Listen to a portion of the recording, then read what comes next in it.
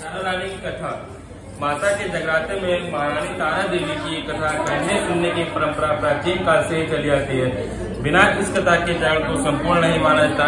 यदि पुराणों या ऐतिहासिक पुस्तकों में इसका कोई उल्लेख नहीं है, तथापि माता की प्रत्येक जागरण में इसका सम्मिलित होने का परंपरागत विधान है।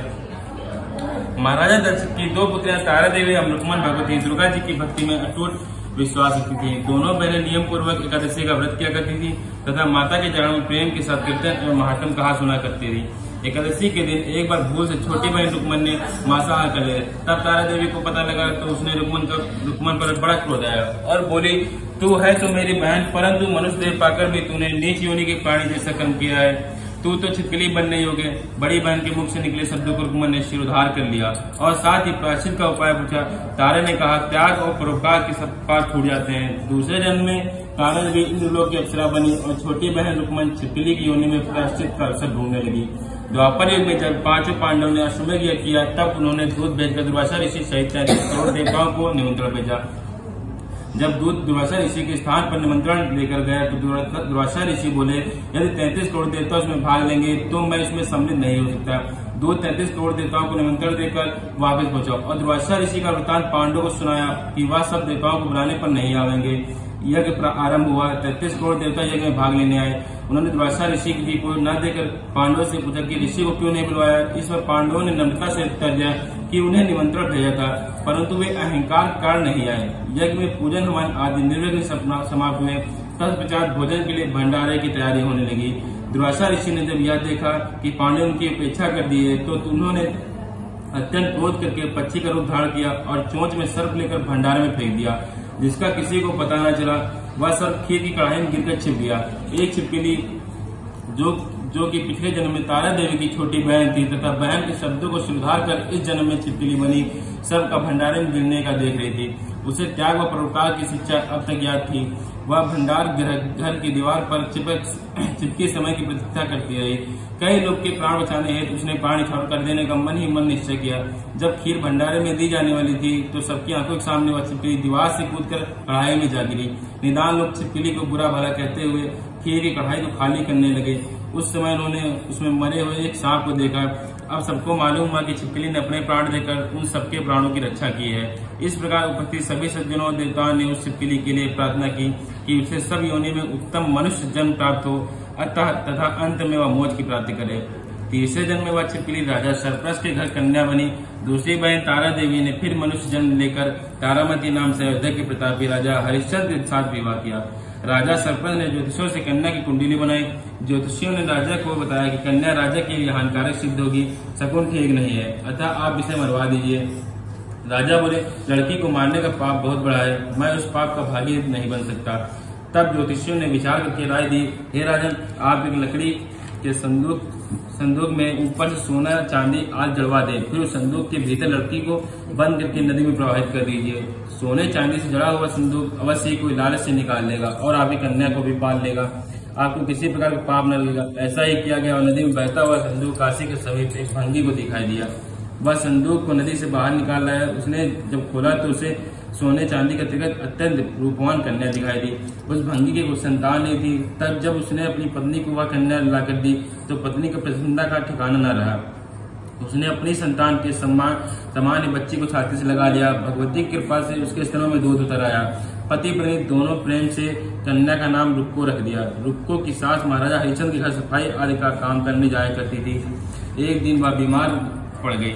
निदान रुक्को महाराज हरिश्चंद्र के घर काम करने के लिए पहुंच गई। महाराजा की पत्नी तारामती ने जब रुक्को को देखा तो वह अपने पूर्व जन्म के पुण्य से उसे पहचान गई। तब तारामती ने रुक्को से कहा, हे बहन, तुम मेरे यहाँ निकट आकर बैठो। महारानी की बात सुनकर रुक्को बोली, रानी जी, मैं नीच जाति की भंगिनी हूँ, भला मैं आपके पास कैसे बैठ सकती हूँ। तब तारामती ने कहा, बहन, पूर्व जन्म में तुम मेरी सगी बहन थी।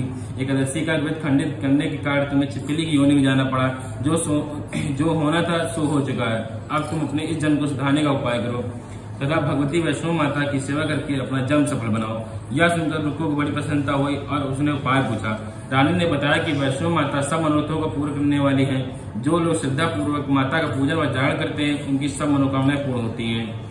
रुक्को ने प्रसन्न होकर माता की मनोती करते हुए कहा, हे माता, यदि आपकी कृपा से मुझे एक पुत्र प्राप्त हो जाए तो मैं आपका पूजन व जागरण करवाऊंगी। माता ने प्रार्थना को स्वीकार कर लिया फलस्वरूप 10वें महीने उसके गर्भ से एक अत्यंत सुंदर बालक ने जन्म लिया। परंतु दुर्भाग्यवश रुक्को को माता का जागरण कराने का ध्यान ही न रहा। परिणाम यह हुआ कि जब वह बालक 5 वर्ष का हुआ तो एक दिन उसे माता निकल आई। रुक्को दुखी होकर अपने पूर्व जन्म की बहन तारामती के पास आई और बच्चे की बीमारी का सब वृतांत कह सुनाया। तब तारामती ने कहा, तू जरा ध्यान करके देख कि तुझसे माता के पूजन में कोई भूल तो नहीं हुई। इस पर रुक्को को 6 वर्ष पहले की बात का ध्यान आ गया। उसने अपना अपराध स्वीकार कर लिया। फिर उसने मन में निश्चय किया कि बच्चे को आराम आने पर जागरण अवश्य करवाएंगी। भगवती की कृपा से बच्चा दूसरे दिन ही ठीक हो गया। तब रुक्को ने देवी के मंदिर में जाकर पंडित से कहा कि मुझे अपने घर माता का जागरण करना है, अतः आप मंगलवार को मेरे घर पर पधार कर कृतार्थ करें। पंडित जी बोले, अरे रुक्को, तू यही 5 रुपए दे जा, हम तेरे नाम से मंदिर में ही जागरण करवा देंगे। तू नीच जात की स्त्री है, इसलिए हम तेरे घर में जाकर देवी का जागरण नहीं करा सकते। रुक्को ने कहा, हे पंडित जी, माता के दरबार में तो ऊंच नीच का कोई विचार नहीं होता। वे तो सब भक्तों को समान रूप से कृपा करती हैं, अतः आपको इतराज नहीं होना चाहिए। इस पर पंडितों ने आपस में विचार करके कहा कि यदि महारानी तारामती तुम्हारे जागरण पधारे तब तो हम स्वीकार कर लेंगे।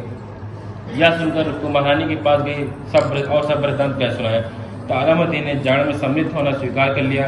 जिस समय रुक्को पंडितों से यह कहने गई कि महारानी भी जागरण में आवेंगी, उस समय किसी चुगलखोर ने सुन लिया और उसने महाराजा हरिश्चंद्र को जाकर सूचना दी। राजा ने चुगलखोर से यह सब बात सुनकर कहा कि तेरी बात झूठी है, महारानी भंगियों के घर जाकर जागरण में नहीं जा सकती। फिर भी परीक्षा लेने के लिए उसने रात को अपनी उंगली पर थोड़ा सा चीरा लगा लिया।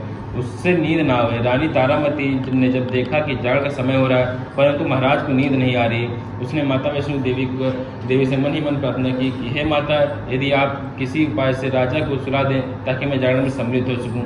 तब राजा को नींद आ गई और तारामती रोशनदान से रस्सा बांधकर महल से उतरी और रुक्को के घर जा पहुंची। उस समय जल्दी के कारण रानी के हाथ से रेशमी रुमाल तथा पांव का एक कंगन रास्ते में ही गिर पड़ा। उधर थोड़ी देर बाद राजा हरिश्चंद्र की नींद खुल गई। तब वह भी अपनी रानी का पता लगाने निकल पड़े। माल में कंगन व रुमाल देखा और जागरण वाले स्थान जा पहुंचे। राजा ने दोनों चीजें रास्ते से उठाकर अपने पास रख ली और जहाँ जागरण हो रहा था वहाँ एक कोने में चुपचाप बैठकर सब दृश्य देखने लगे। जब जागरण समाप्त हुआ तो सबने माता की आरती व अरदास की। इसके बाद वह प्रसाद बटा गया। रानी तारामती को जब प्रसाद मिला तो उसने झोली में रख लिया। यह देखकर लोगों ने पूछा, आपने प्रसाद क्यों नहीं खाया? यदि आप न खाओगी तो कोई प्रसाद न खाएगा। रानी बोली, तुमने जो प्रसाद दिया है वह मैंने महाराज के लिए रख लिया, अब मुझे मेरा प्रसाद दे दो। अब की बार प्रसाद लेकर तारा ने खा लिया। इसके बाद सब भक्तों ने माता का प्रसाद खाया। इस प्रकार जागरण समाप्त करने के प्रसाद खाने के पश्चात रानी तारामती महल की ओर चली। तब राजा के आगे बढ़कर रास्ता रोक लिया और कहा, तूने नीचों के घर का प्रसाद खाकर अपना धन भ्रष्ट कर लिया, अब मैं तुझे अपने घर कैसे रखूं? तूने तो कुल की मर्यादा व मेरी प्रतिष्ठा का भी कोई ध्यान नहीं रखा। जो प्रसाद तू अपनी झोली में रखकर मेरे लिए लाई है उसे खिलाकर मुझे भी अपवित्र करना चाहती है। ऐसा कहते हुए जब राजा ने झोली की ओर देखा तो भगवती के पास से प्रसाद के साथ उसमें चंपा, गुलाब, गेंदा के फूल, कच्चे चावल और सुपारियां दिखाई दी। यह चमत्कार देखकर राजा आश्चर्यचकित रह गए। राजा हरिश्चंद्र रानी तारा को साथ लेकर महल में लौट आए। वहां रानी ने ज्वाला मैया की शक्ति से बिना किसी माचिस या चकमक पत्थर की सहायता से राजा को अग्नि प्रज्वलित करके दिखाई, जिसे देखकर राजा का आश्चर्य और बढ़ गया। राजा के मन में भी देवी के प्रति विश्वास तथा श्रद्धा जाग उठी। इसके बाद राजा ने रानी से कहा, मैं माता के प्रत्यक्ष दर्शन करना चाहता हूँ। रानी बोली, प्रत्यक्ष दर्शन पाने के लिए बहुत बड़ा त्याग होना चाहिए। यदि आप अपने पुत्र रोहिताश की बलि दे सकें तो आपको दुर्गा देवी के प्रत्यक्ष दर्शन भी प्राप्त हो सकते हैं। राजा के मन में तो देवी के दर्शन की लगन हो गई थी। राजा ने पुत्र मोह त्याग कर रोहिताश का सिर देवी को अर्पण कर दिया। ऐसी सच्ची श्रद्धा में विश्वास देकर दुर्गा माता सिंह पर सवार होकर उसी समय वहां प्रकट हो गई और राजा हरिश्चंद्र दर्शन करके कृतार्थ हुआ। मरा हुआ पुत्र भी जीवित हो गया। चमत्कार देख राजा हरिश्चंद्र गदगद हो गए। उन्होंने विधि पूर्वक माता का पूजन करके अपराधों की क्षमा मांगी। इसके बाद सुखी रहने का आशीर्वाद देकर माता अंतर्ध्यान हो गई। राजा ने तारा रानी की भक्ति की प्रशंसा करते हुए कहा, हे तारा, मैं तुम्हारे आचरण से अति प्रसन्न हूँ। मेरे धन्य भाग्य तुम मुझे पत्नी रूप में प्राप्त हुई। इसके पश्चात राजा हरिश्चंद्र ने रानी तारा देवी की इच्छा अनुसार अयोध्यापुरी में माता का एक भव्य मंदिर तैयार करवा दिया। आयु प्रयास सुख भोगने के पश्चात राजा हरिश्चंद्र, रानी तारा एवं रुक्मन भंगिनी तीनों ही मनुष्यों ने छोड़कर देवलोक को प्राप्त हुए। माता के जागरण में तारा रानी की कथा को जो मनुष्य भक्ति पूर्वक पढ़ता या सुनता है उसकी सभी मनोकामनाएं पूर्ण होती हैं, सुख एवं समृद्धि बढ़ती है, शत्रुओं का नाश एवं सर्वमंगल होता है। इस कथा के बिना जागरण पूरा नहीं माना जाता है। बोलो सच्चे दरबार की जय, बोल दुर्गे मैया की जय, बोल सच्चे दरबार की जय।